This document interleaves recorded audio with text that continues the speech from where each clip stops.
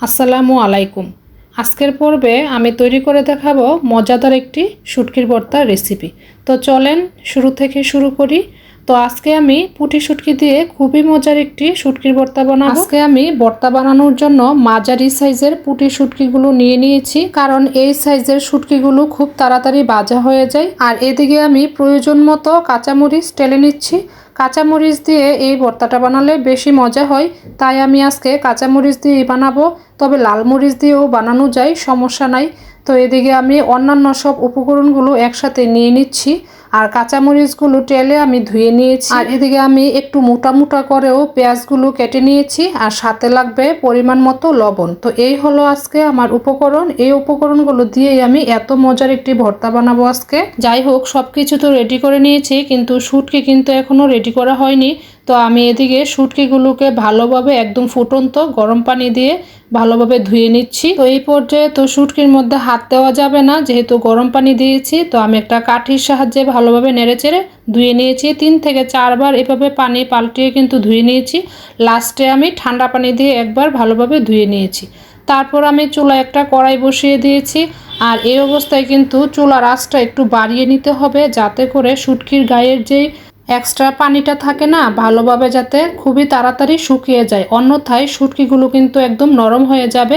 তারপরে পানিটা যখন শুকিয়ে যাবে, তখন আমি চুলার আঁচ কমিয়ে একদম মচমচা করে শুটকিগুলোকে ভালোভাবে ভেজে নিব। আর এই পর্যায়ে আমার 10 থেকে 15 মিনিটের মতো সময় লেগেছে শুটকিগুলো ভালোভাবে ভেজে নিতে। এই তো শুটকির ভর্তা বানানোর জন্য সব উপকরণ একদম রেডি। এখন আমি পাটায় বেটে শুটকির ভর্তা বানিয়ে নিব। প্রথমে আমি কাঁচামরিচ বেটে নিব, আর সাথে আমি পরিমাণ মতো লবণ দিয়ে দিব। আর মরিচের সাথে লবণটা দিয়ে দিলে মরিচটা খুবই তাড়াতাড়ি বাটা হয়ে যায়, তাই আমি প্রথমেই কাঁচামরিচের সাথে লবণটা দিয়ে দিলাম। তো এখন একদম মিহি করে কাঁচামরিচ বেটে নিব। আর কাঁচামরিচ বাটতে তো আর বেশি সময় লাগে না। তারপর আমি এখানে শুটকিগুলো দিয়ে দিলাম। আর শুটকিগুলো কিন্তু খুবই তাড়াতাড়ি বাটা হয়ে যাবে, কারণ এই শুটকিগুলো আমি টেলে নেওয়ার পরে কিন্তু আর পানিতে ভিজাইনি, যার কারণে শুটকিগুলো একদম মচমচা আছে। মানে একবার অথবা 2 বার বেটে নিলেই কিন্তু হয়ে যাবে। তবে একদম মিহি করলে কিন্তু ভর্তাটা খেতে ভালো লাগবে না। তো আমি একটু আদা থেতু করে নিয়েছি। শুটকিগুলো বাটা হয়ে এলে আমি এখানে ধনিয়া পাতা দিয়ে দিচ্ছি। আর এই ভর্তাটার মধ্যে ধনিয়া পাতাটা দেওয়ার চেষ্টা করবেন, ধনিয়া পাতাটা দিলে খুবই সুন্দর একটা ফ্লেভার আসে। তারপরে আমি এখানে একদম বেশি করে কাঁচা পেঁয়াজ দিয়ে দিচ্ছি। আর কাঁচা পেঁয়াজগুলো আমি একদম মিহি করব না, কাঁচা পেঁয়াজগুলোকেও আমি একটু থেতু করে নিব। আর এই ভর্তার মধ্যে পেঁয়াজের পরিমাণটা একটু বেশি হলে খেতে বেশি মজা হয়, তাই আমি সবসময় চেষ্টা করি পেঁয়াজের পরিমাণটা একটু বাড়িয়ে দেওয়ার জন্য। তো সব কিছু কিন্তু বাটা হয়ে গিয়েছে।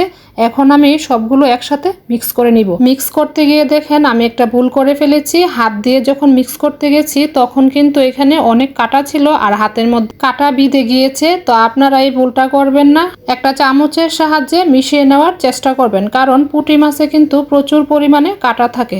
তাছাড়া আমি ভর্তাটা যেহেতু আদা থেতু করে বানিয়ে নিয়েছি, এই চামচ দিয়ে মিক্স করে নিলেই বেশি ভালো হয়। তো এই তো সব কিছু মিশিয়ে আমি আরেকবার ভালোভাবে বেটে নিচ্ছি। তো এই তো আমার ভর্তা কিন্তু রেডি হয়ে গিয়েছে। আর এখন এই ভর্তাটা গরম ভাতের সাথে খেতে কি যে অস্থির লাগবে, যারা না খেয়েছেন তারা বুঝতে পারবেন না। তো আজকের রেসিপিটি এই পর্যন্তই। কেমন লেগেছে কমেন্ট করে জানাবেন, আর অবশ্যই ট্রাই করে দেখবেন। সবাই ভালো থাকবেন। আল্লাহ হাফেজ।